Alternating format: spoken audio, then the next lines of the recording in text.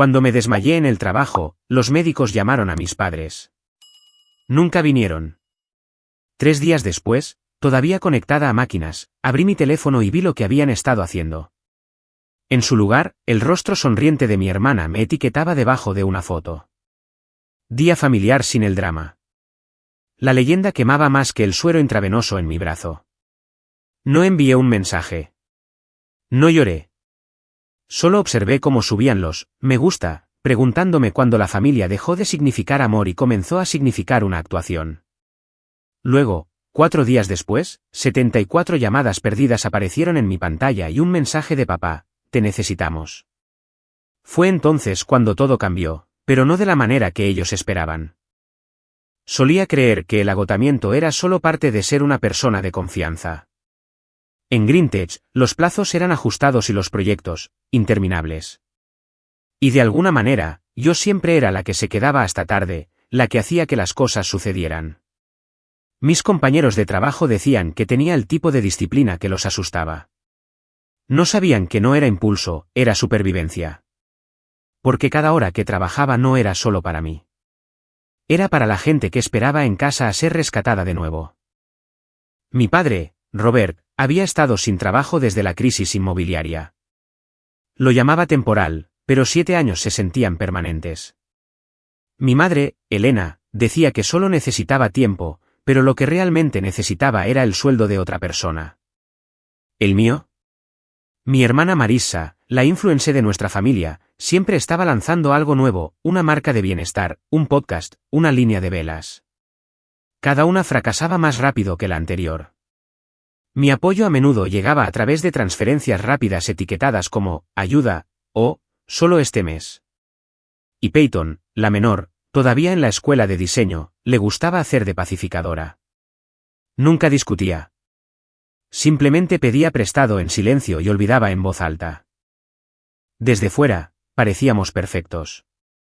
Una familia sonriente en las fotos de las fiestas, todos con jerseys a juego y risas falsas.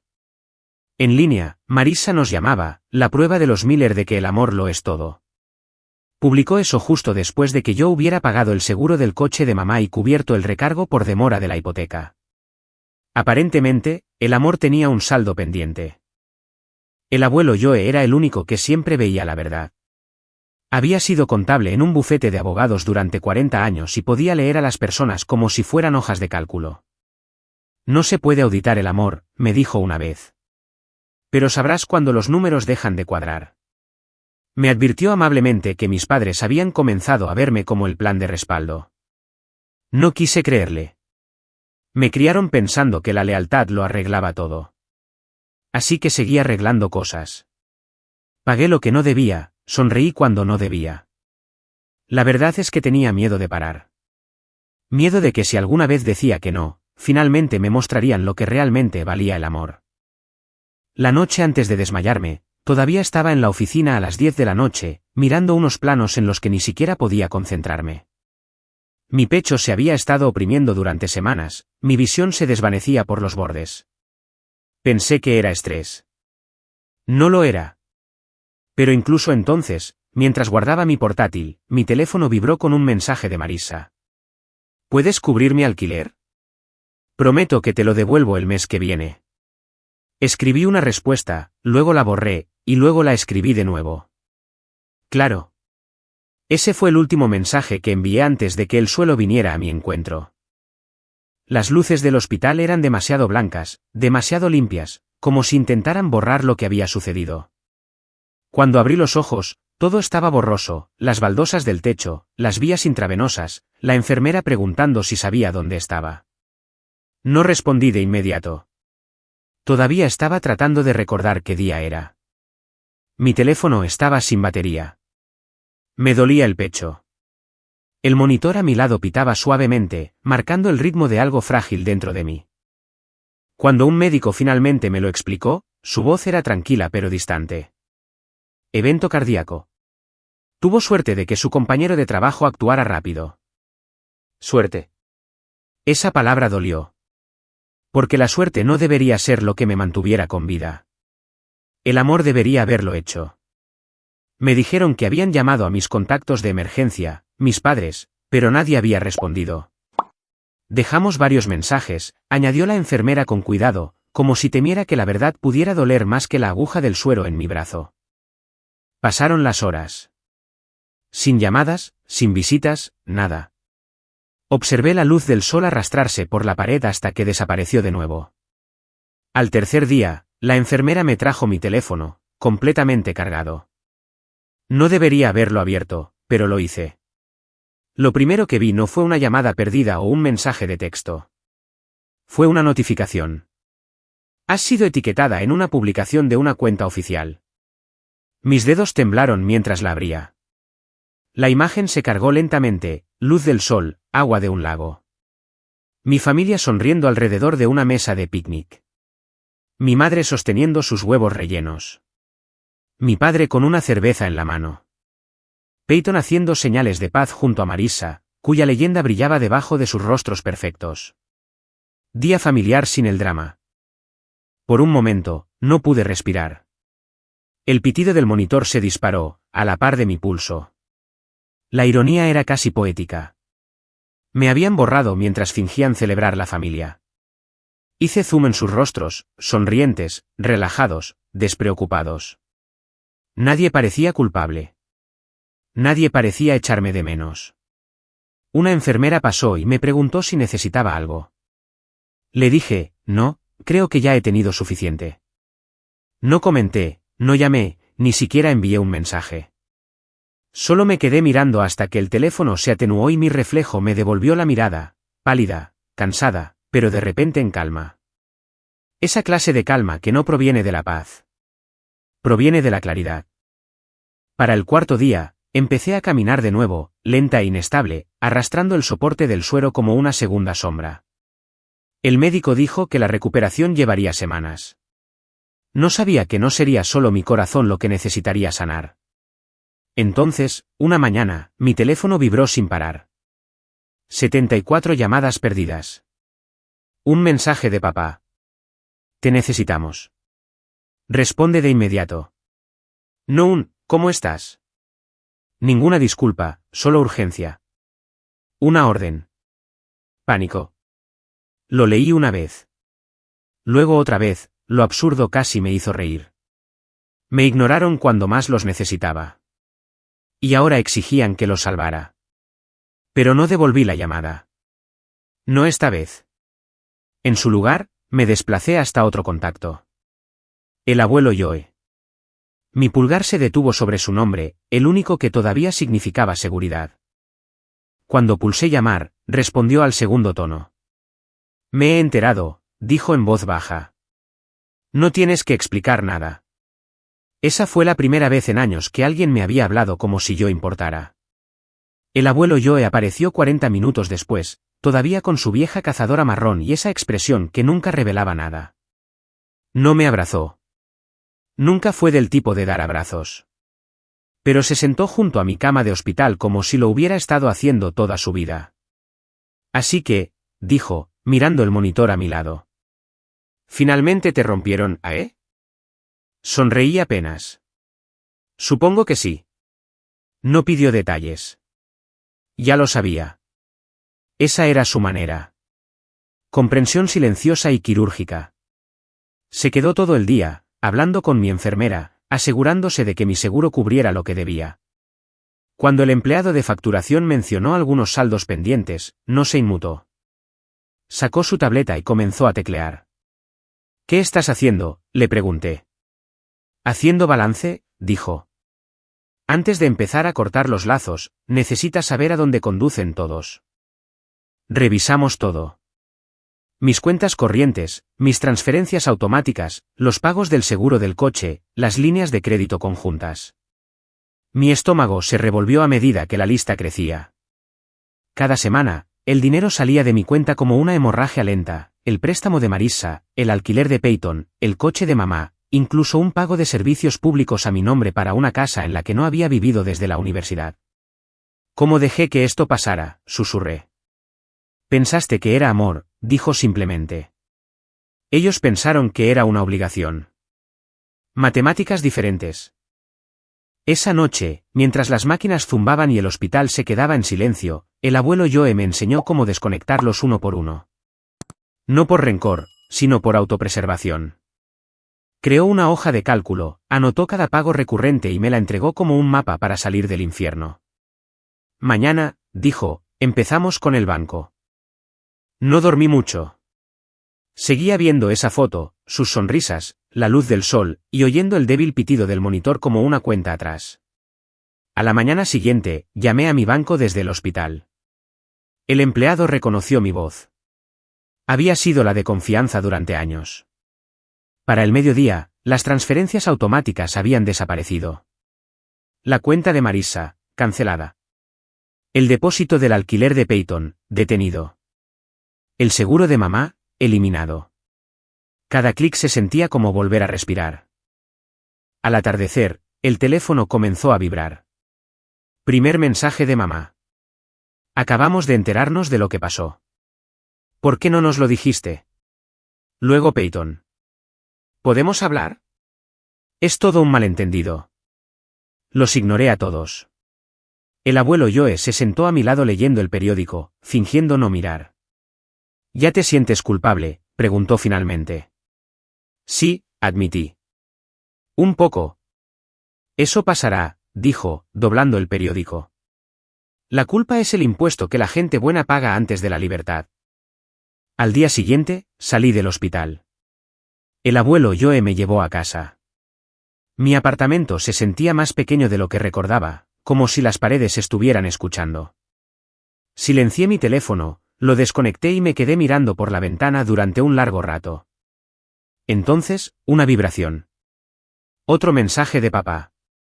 Esto es serio. Llámame ahora. Todo se está desmoronando. Casi sentí pena por él. Casi. Habían confundido mi silencio con la rendición. No sabían que el silencio era el sonido de mi recuperando el control. 2 días después, estaba de vuelta en casa del abuelo Joe en Portland, una pequeña casa de una planta que olía ligeramente a café y madera vieja. Había despejado la mesa del comedor, extendiendo archivos como un general preparándose para la guerra. El sol de la tarde se inclinaba sobre pilas de papeles, historiales de pagos, extractos de cuentas, cartas de seguros, mis huellas dactilares financieras a lo largo de años de silenciosa complicidad. Toda historia deja un rastro de papel, dijo. La tuya resulta estar en dólares. No se equivocaba. Para cuando terminamos, el panorama era claro. No solo los había ayudado. Había estado financiando la ilusión de su estabilidad. Sin mis ingresos, todo lo que habían construido, la imagen, la comodidad, el control, se derrumbaría. Y así fue. Las llamadas se duplicaron. Mi buzón de voz se llenó con la voz cuidadosa de mi madre. Dulce en la superficie, afilada por debajo. Ava, cariño, no sabíamos que estabas en el hospital. ¿Por qué no nos lo dijiste antes? Luego, más suave, casi un susurro. Tu padre está preocupado por la hipoteca de nuevo. Preocupado, no arrepentido. Los mensajes de Marissa llegaron a continuación. Capturas de pantalla de su cuenta vacía, emojis dramáticos de llanto y un mensaje que decía, si no arreglas esto, lo perderé todo. Lo miré durante un largo rato antes de responder con una sola palabra, bien. Luego vino el intento de Peyton. No soy como ellos, escribió. Por favor, no me castigues por sus errores. Casi me reí. Había dicho lo mismo cuando fui cofirmante de su contrato de arrendamiento el año pasado. El abuelo Joe me observaba desplazarme por la pantalla, la comisura de su boca temblando como si ya hubiera visto esta película antes. No están llamando porque les importe, dijo. Están llamando porque están acorralados. Tenía razón de nuevo. A la mañana siguiente, un coche estaba parado fuera de mi edificio de apartamentos. Robert Miller, mi padre, sentado en el asiento del conductor, mirando hacia mi ventana. No envió un mensaje. No subió. Solo esperó, como un cobrador de deudas esperando una confesión. No bajé. Esa tarde, llegó un nuevo mensaje. Estás a punto de destruir todo lo que construimos. Espero que entiendas el daño que estás causando. Todo lo que construimos. Lo leí 2 veces en voz alta solo para saborear lo absurdo de la frase. Se lo mostré al abuelo Joe. Él solo asintió. Esa frase dice más de lo que él pretendía. Y entonces llegó el vídeo. Marissa lo subió esa noche. Un recorrido lento y emotivo por la casa de nuestra infancia, ahora vacía. La cámara se desplazaba por las paredes desnudas y las cajas esparcidas, su voz temblaba. Se lo llevaron todo, decía. Y adivinen quién los dejó. El vídeo cortaba a una foto mía sonriendo, recortada de una Navidad familiar de hace años. La leyenda, a veces la sangre no significa familia. Los comentarios explotaron. Simpatía, lástima, juicio. Otros influencers lo compartieron. Mi bandeja de entrada se llenó de extraños llamándome desagradecida. El abuelo Joe lo vio todo en silencio, luego se levantó, sacó su teléfono del bolsillo e hizo 3 llamadas. En 48 horas, teníamos todos los documentos. Papeles de la hipoteca, impagos de préstamos, cargos por demora. Habían usado el capital de la casa para pagar las tarjetas de crédito de Marissa y la aventura empresarial de Peyton, un estudio de velas boutique que nunca abrió. Ni siquiera tuve que exponerlos. Las matemáticas lo hicieron por mí.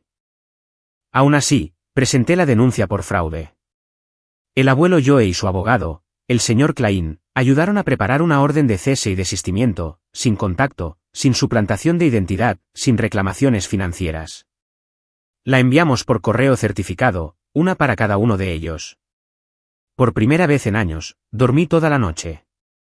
A la mañana siguiente, me desperté con mi teléfono vibrando sin descanso. El rostro de Peyton iluminó mi pantalla. A través de la mirilla la vi abajo, discutiendo con la seguridad del edificio. No estaba en la lista de visitantes aprobados. La vi paseando fuera, con el teléfono en la oreja, probablemente llamando a Marissa. No salí.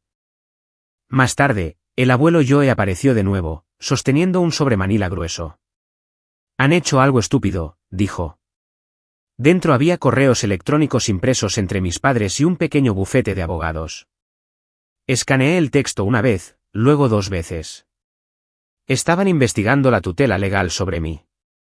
Leí el encabezado en voz alta. Petición de emergencia para una tutela temporal. El abuelo Joe suspiró. Intentaron esto antes con tu tío hace años. Tampoco funcionó entonces. Pero esta vez, podría haber funcionado si yo no hubiera movido ya todo bajo el fideicomiso que él había creado. Si mi médico no hubiera escrito declaraciones verificando mi estabilidad.